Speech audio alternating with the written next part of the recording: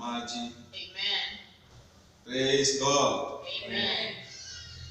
Nashukuru Mungu kwa wakati huu ambao ametupatia nafasi ili nisimame mbele zenu watazamaji, wanaoniangalia na kuniona popote uliko, kwa ajili ya ujumbe ambao Bwana amenipatia. Wakati kama huu ambayo tunapitia hali gumu, kupitia ugonjwa ambaye kila mmoja anaijua, kila mmoja amesikia ikitangazwa popote duniani.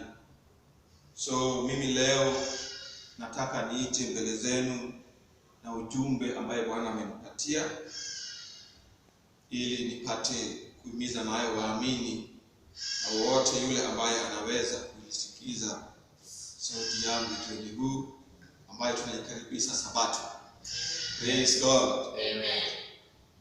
Ujumbe ambaye Bwana amenipatia kulingana na hali jinsi ilivyo ni kwamba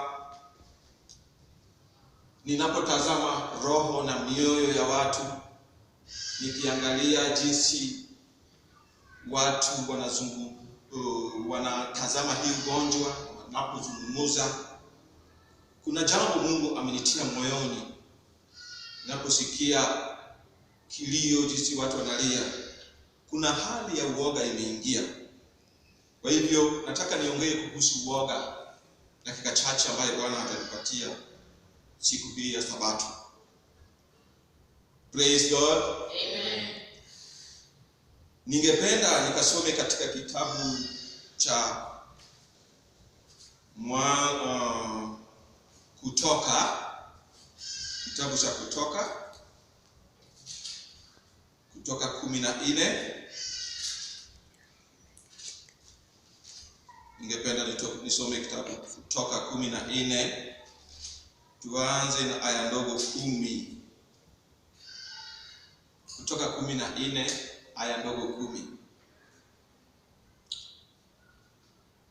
Hapo ndipo tutasikia Bwana anasema nini kuhusu uoga. Praise God. Amen. Aya ndogo 10 inasema hivi: And when Pharaoh drew near, the children of Israel lifted up their eyes, and behold, the Egyptians marched after them, and they were so afraid. And the children of Israel cried unto the Lord. Ningependa nijiulize ama nikuulize mtazamaji ya kwamba ni nini hasa kuleta uoga? Uoga huenda inaweza kuletwa na yale ambayo unashuhudia, yale unaona. Uoga ukuja na labda yale ambayo umesikia.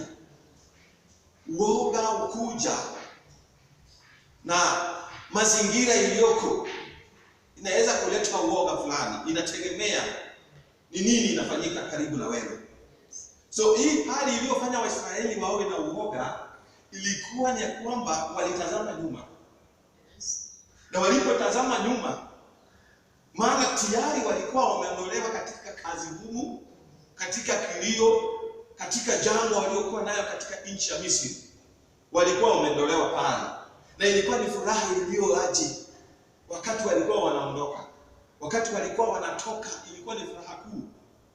Hawakujua njiani kutakuwa na yale ambayo hawakutarajia. Lakini andiko linasema kwamba Farao alikumbuka na akaanza kuwafuata ili warejeshe katika yale vifungo tena. Na njiani walipokuwa wanaendelea na safari ya kuenda katika nchi ya ahadi, Biblia inaniambia ya kwamba walipotazama nyuma na wakaona Farao na wanajeshi wake wakiwa anawafuata, na walikuwa wanakuja mbio ili washike na warejeshe katika ile ufungwa tena. Hii hali iliwatia uoga wana wa Israeli. Hii hali iliwatia kiwewe kila mmoja na mwenzake alikuwa anasema, jameni, tulikuwa tunafikiria tumeondoka katika hali ngumu, tulikuwa tunafikiria tumenusurika katika ile hali ya kufanya kazi ngumu, imekuwaje tena?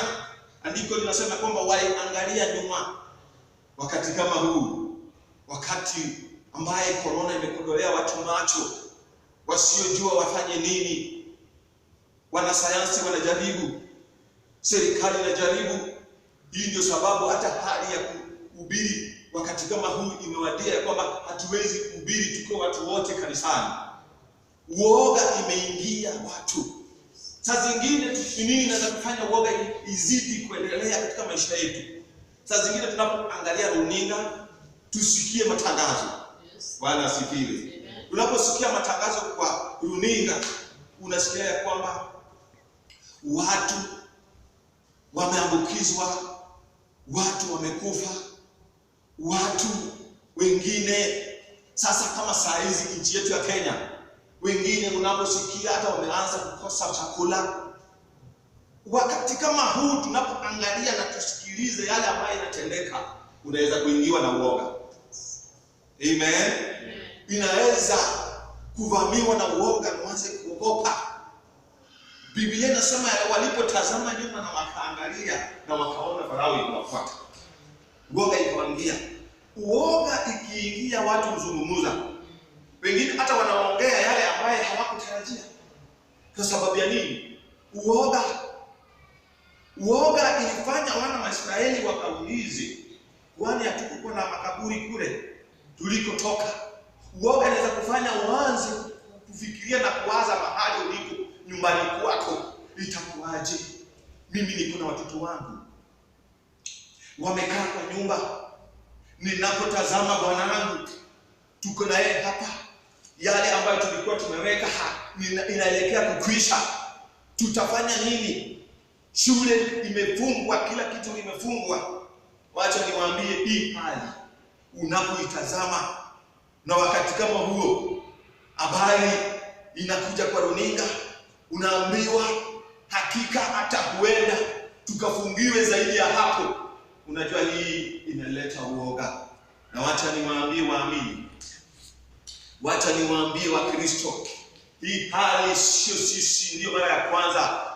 Ilikuwepo hata enzi ile nyakati ya wana wa Israeli, hata nasi imetupata wapendwa. Praise the living God. Wewe kama mwana wa Mungu unataka kusikiliza nini?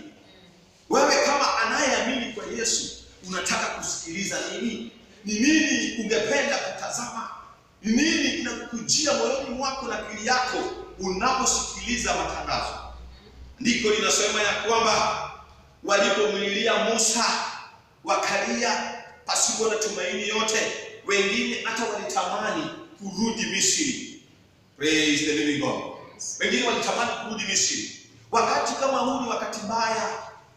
Hata saa hizi nimesikia matangazo ya kwamba wengine hata wanawaza na kuenda kunyang'anya wengine chakula na kupiga wengine na kunyang'anya vitu zao. Sababu gani? Wanaona hawana njia nyingine. Wanawaza hata kama haukuwa mtu wa kutenda maovu, unaanza kuwaza yale uliyokuwa umetoka na ukawacha. Hii ilikuwa na wana wa Israeli enzi ile. Waliwaza kurudi Misri. Na wakauliza Musa, pale hakukuwa na makaburi pale, tuweze kuzikwa mahali pale ili utuondoe. Hallelujah. Praise the living God. Wakati kama huu watu wanaweza kulilia hata rais wetu Uhuru Kenyatta. Na waambie, kwani rais hajui? Mbona anatufungia? Mbona anafanya kile na kile? Wacha nikuambie, hali inaweza kufanya watu walie pasipo na tumaini. Lakini mwana wa Mungu mwenye ambaye tunamzungumzia, yule ambaye halali, yeye ana njia. Praise the living God. Na tunaposoma tukiendelea katika hiyo Biblia, tusome katika mstari wa 13. Kutoka 14:13 nasema hivi: And Moses said unto the people, Fear not, stand still and see the salvation of the Lord, which he will show you today. The Egyptians whom you have seen today, you shall see them again no more forever. Amen. Amen. Bwana pewe sifa. Hii ni wakati mwana wa Mungu anayetumainia Mungu, anayejua kwenye anatoka na kwenye anaelekea, mtazamo wako inafaa ukamtazame na ukasikilize Mungu. Mungu ana njia. Hata kama hali iliyoko ngumu hapo na wewe, hata kama hali iliyoko ngumu na nchi yetu, hata kama hali iko ngumu na dunia kote, Mungu bado anajibu. Jibu lake ni kwamba uache kuyumbayumba. Unajua mwenye anaogopa ni mwenye amekosa mwelekeo. Na shetani hutumia sana, praise the living God. Shetani sana hutumia silaha ya uoga. Akigundua ya kwamba wewe ni mwoga, atakutumia vibaya. Maana waoga ndio waza hata kurudi nyuma na kutenda maovu. Wanakosa tumaini kwa Mungu yao. Lakini wakati kama huu, sauti ilitoka kule mbinguni ikaingia kwa mtumishi wa Mungu Musa, na akawaambia wana wa Israeli waliokuwa na uoga wakati ile ya kwamba msimame imara bila kuyumbayumba, mchukue nafasi yenu. Na hii mtazamo ambaye nataka wasikilizaji popote uliko, wanaoniangalia popote uliko, chukua hii msimamo.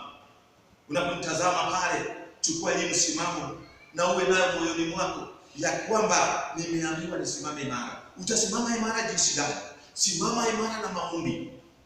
Simama imara usipobanduka kutoka kwa imani na kuenda nyuma na kuwaza vitu za kale na kutoka hapo na kuingia kwa dhambi. Kusimama imara kwako ni kusimama ya kutekeleza mapenzi ya Bwana popote uliko. Iwe hali ngumu, iwe hali rahisi. Simama imara. Na shetani anapojua ya kwamba una ufahamu na umesimama imara, praise the living God, ataanza kujua ya kwamba huyu sio wangu. Huyu mwenye amesimama imara ana ufahamu ya Mungu. Huyu mwenye amesimama imara anaelewa. Na shetani anayeelewa, yule mtu ambaye amekuwa ana ufahamu, shetani jinsi atakavyokutumia ni tofauti sana na yule ambaye asijua. Kwa hivyo akijua ya kwamba umejua kwamba msaada wako unatoka kwa Mungu, ataanza kuogopa. Maana atagundua ya kwamba uko na msimamo. Wakati kama huu wapendwa, inafaa Mkristo popote uliko kuwa na msimamo. Praise the living God.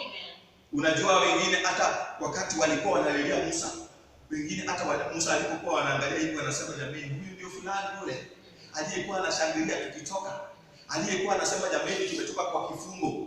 Mungu ni mwema, Bwana asifiwe. Watu kwa wanashangilia, lakini hapo njiani walipopata ya kwamba wanafuatwa, wanawindwa. Na wacha nikwambie, iliyozidisha na wana wa Israeli kulia zaidi, walipokuwa wanaangalia mbele kwenye wanaelekea, hawakuwa na njia, kulikuwa na bahari. Haleluya. Uoga ikazidi. Maana njiani pia kwenye wanaelekea kule mbele hakuna njia. Imefika kwa bahari. Tumaini limekwisha. Lakini Musa akawaambia, sikilizeni watoto wa Mungu. Yule aliyetutoa Misri yuko pamoja nasi. Aliyekuokoa, aliyekufanya ukaishi katika ulimwengu huu, anaitwa Jehova Mungu, yuko pamoja na wewe hapa. Nataka uanze kuvaa silaha ya ujasiri wakati kama huu. Vaa silaha ya ujasiri ya kwamba hata kama corona imeleta uoga, lakini Mungu bado ako na njia. Praise God. Mungu bado ako na njia. Akamwambia msiogope, wana wa Misri mnaoona wanafuata, hamtawaona tena. Hii hali ambayo tuko pale unasikia kwamba imeleta kiwewe, imeleta uoga kwa kila mmoja. Kila mmoja anajiuliza tutafanya namna gani? Hii hali tutakaa nayo namna gani? Wengine hata wamewachishwa kazi, wengine hawana tumaini tena. Let me tell you my brethren, that stand still. That is only the way that we overcome the situation. stand still. Amen. Bwana pewe sifa. Stand still. Tunapoenda kusoma andiko ambayo nataka pia uangalie wakati kama huu, ni nini inaweza kufanya watu wakuwe muoga, wawe waoga. Katika kitabu cha Mathayo 14, leo ni 14. Praise the living God. Mathayo 14, wakati watoto wa Mungu walikuwa wanatembea baharini wakiwa na Yesu. Praise the living God. Hebu tukasome Mathayo 14. Are you there, Mathayo? Can you read for me?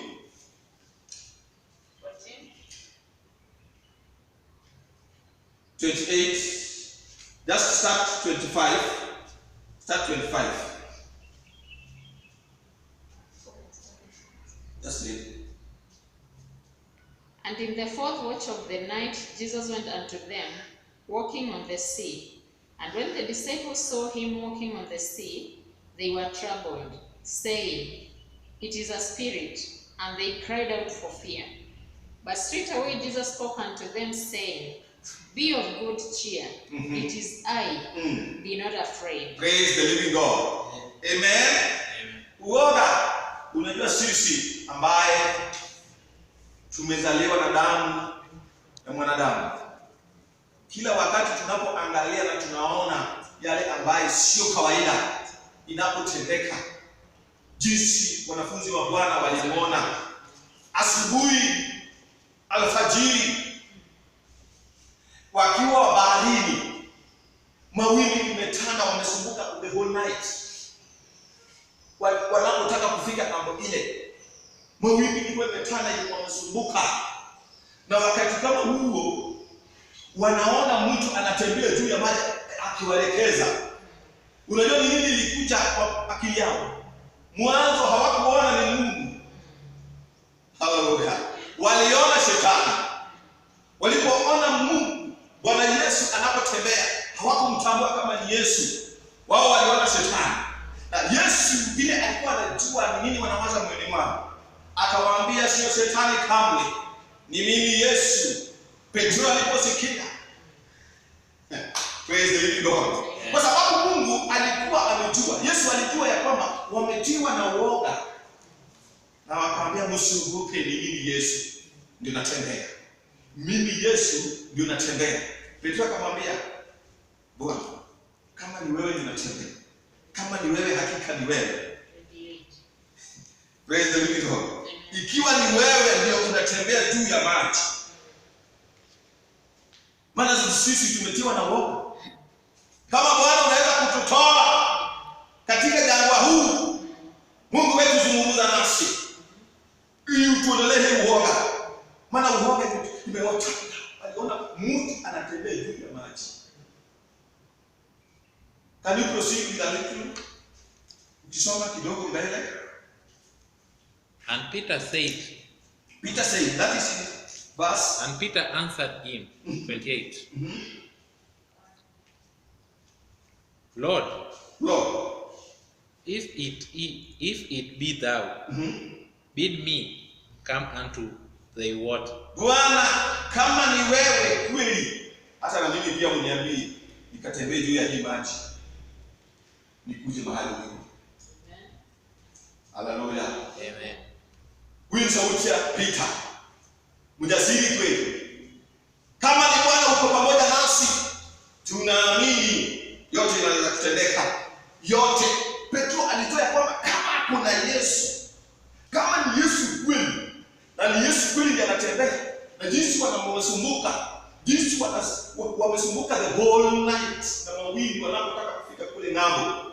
Kama ni Yesu kweli, wewe ndio unatembea juu ya hii maji, niamrishe na mimi pia. Niamrishe na mimi pia nikatembee. Wakati huu walikuwa kuoga. Na Yesu akamwambia nini?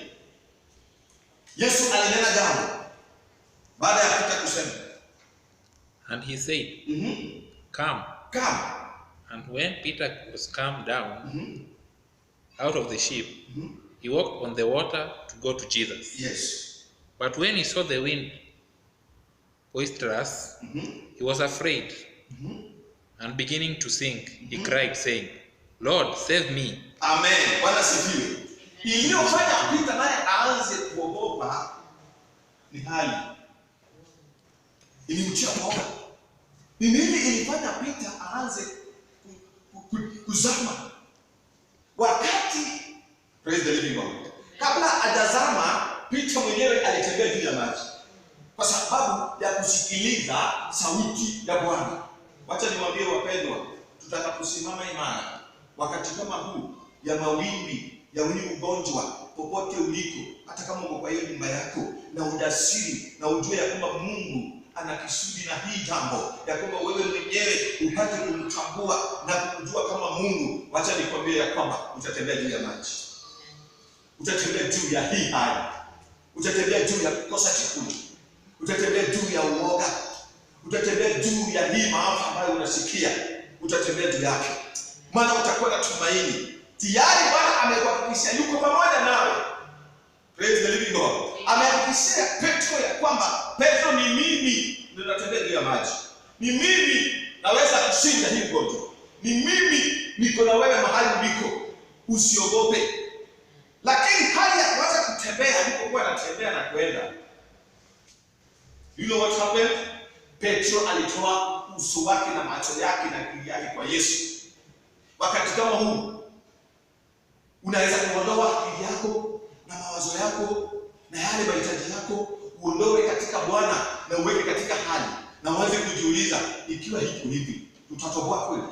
Ikiwa hiki hivi tutaweza kweli? Hii ni kama watu wataambukizwa. Hii tutaweza namna gani na watoto kwa nyumba? Tutaweza namna gani na hakuna kazi? Wacha nikwambie, wacha kuondoa wazo lako na macho yako kwa Bwana. Tazama Bwana. Praise the living God. Amen. Tazama Bwana. Na Petro alipogundua ya kwamba ameanza kuzama, unajua ni nini ilimfanya azame? Aliona mawimbi imetanda, mawimbi. Sijui kama mtu amewahi kutembea juu, amewahi kusafiri na chombo baharini kama Lake Victoria ama Indian Ocean. Hapo ndipo utajua na utatambua mawimbi ni kitu aina gani. Inapokuuma na chombo inayumba majini, wacha nikwambie, utaanza kuwa na uoga. Alipotazama mawimbi na kutoa macho yake na uso yake na mawazo yake kwa Yesu, akaanza kuzama. Wewe pia leo usitoe mawazo yako kwa Yesu, usitoe tumaini lako kwa Yesu, usitoe yale yote ambayo unataka ifanyike kwa maisha yako, ifanyike kwa nyumba yake, kwa yako, uweke mahali pengine. Maana hii ilifanya Petro aanze kuzama ndani. Na unapoona labda imekushinda, umeona kwamba unaanza kusinki, unaanza kuzama, usinyamaze mtazamaji, usinyamaze, ita Yesu. Maana Petro hakunyamaza. Praise the living God. Popote uliko, popote unanisikia, popote unatazama, ndugu yangu, dada yangu, unapoona hii kitu tumaini inakwisha, hii inakuondolea amani nyumbani kwako, hapo hakuna nitaharuki kila wakati, hauna yale ambayo yanaitwa tumaini, usinyamaze pale, ita Yesu. Praise the living God. Na umwambie yale yanatendeka. Petro alimwambia, nazama, niokoe. Yule anasema kwamba Yesu alinyosha mkono wake haraka na akamuokoa. Akamuuliza, Petro, imani ndogo iliyo haji, wapi imani yako? Na kuambia ndugu yangu, dada yangu, popote uliko, jaza imani yako na neno la Bwana. Jaza imani yako na maombi unapotazama Bwana, maana anajua hali jinsi ilivyo. Wale wanatumaini hao ndio watazama. Wale wenye wanatumainia Bwana hawataogopa. Maana Bwana amesema kwamba tayari ako pamoja nasi. Katika hiyo dhoruba ako pamoja nasi. Hata tuacha. Hiyo ndio sababu baharini iliwacha njia na wana wa Israeli wakapita. Na wakafika ng'ambo ile. Wapendwa, tutasifu Mungu tukifika ng'ambo ile. Ndio sababu nataka nikwambie usiogope. Leo simama imara. Praise the living God. Usiogope, simama imara.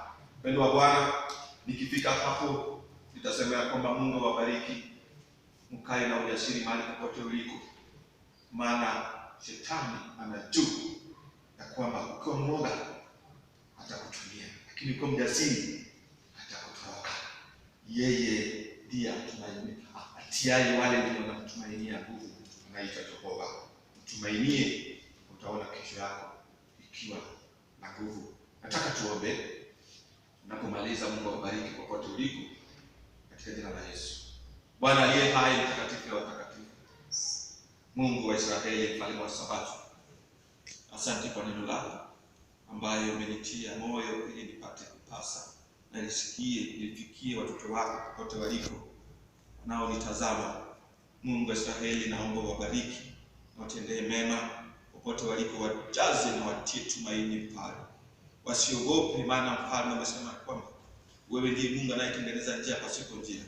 Hata leo katika uoga huu, katika yale kufadhaika na ugonjwa hii, Mungu mfalme, naomba ukalete njia ambayo tutapitia na tufike ng'ambo ile na ushindi. Asante mtakatifu, maana umesema ya kwamba utakuwa pamoja nasi hadi mwisho wa dahari. Bariki msikilizaji wote, tafadhali Bwana mfalme, bariki, maana wewe ni Mungu wa baraka. Asante kwa kusikiliza ombi letu na kutenda yote. Asante maana umesema kwamba tunapoomba na tukiamini na kwamba umetenda, tuseme asante, maana tayari umetenda. Asante maana umesikia na umetenda. Kwa jina la Yesu nimeomba na kuamini. Amen. Tukumbuke wakati kama huu yale sheria zote ambayo tumepewa na serikali yetu. Hakikisha kwamba popote uliko unafuata yale maagizo. Uoshe mkono wako, ukaweke katika hali ambayo inastahili. Kila mmoja hakikisha umetenda yale ambayo inastahili. Mungu awabariki sana na watendee mema kwa jina la Yesu Bwana wetu. Amen.